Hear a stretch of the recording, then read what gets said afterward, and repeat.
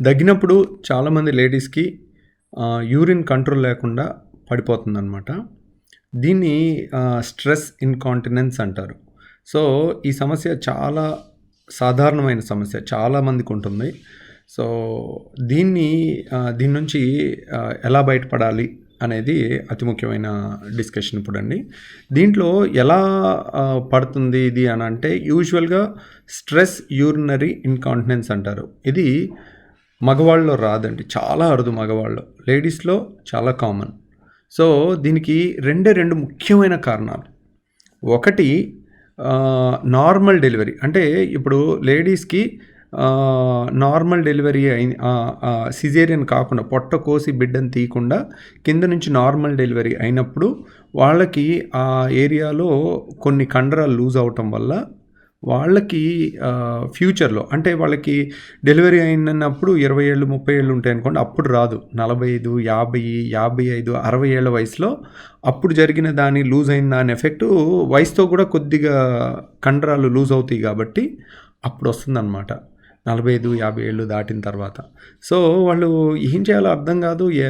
ఆ కంప్లైంట్‌ని ఎలా చేసుకోవాలో అర్థం కాక చాలా చెప్పలేక ఇబ్బంది పడతా ఉంటారు. కొంతమంది దగ్గర చాలాసార్లు యూరిన్ స్మెల్ కూడా వచ్చి సోషల్‌గా కూడా ఐసోలేట్ అయిపోయి బయటికి రారసలు. మీరు స్ట్రెస్ ఇన్‌కాంటినెన్స్ చాలామందికి ఉంటుంది. వాళ్ళు ఓ ఫంక్షన్స్‌కి కానీ, దేనికి కానీ బయటికి రారు. ఇంట్లోనే ఉంటారు. సో, ఇది చాలా అందుకని దీని మీద అవేర్‌నెస్ అవసరం అనమాట. ఈ సమస్య ఉన్నవాళ్ళు ఏం చేయాలంటే ఇంకొక ముఖ్యమైన కారణం, ఒకటి నార్మల్ డెలివరీ అయిన వాళ్ళు, రెండోది ముఖ్యమైన కారణం ఏంటంటే ఒబిసిటీ ఉన్న వాళ్ళకి స్ట్రెస్ ఇన్‌కాంటినెన్స్ వస్తుంది. బాగా లావు ఉన్న వాళ్ళకి.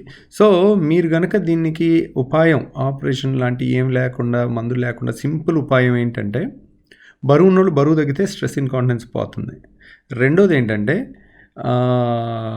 ఇప్పుడు పెల్విక్ మజిల్స్ అనేవి నార్మల్ డెలివరీ అప్పుడు కొద్దిగా లూజ్ అయినాయి కాబట్టి మనం ఆ మజిల్స్ని గట్టిగా కంట్రాక్ట్ చేసే ఎక్సర్సైజెస్ ఉంటాయి. వాటిని కీగిల్స్ ఎక్సర్సైజ్ అంటారు. కీగిల్స్ అంటే అతను ఒక సైంటిస్ట్, తనకు కనిపెట్టినాయి అనుకో.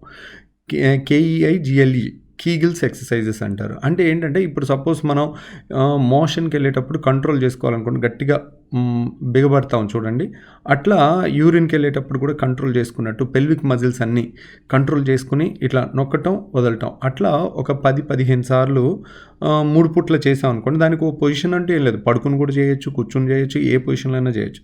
ఇలా చేసినట్లయితే ఆ స్ట్రెస్ యూరినరీ ఇన్‌కాంటినెన్స్ని దగ్గితే యూరిన్ పడే సమస్య నుంచి సింపుల్గా బయటపడే అవకాశం ఉంటుంది. Thank you very much.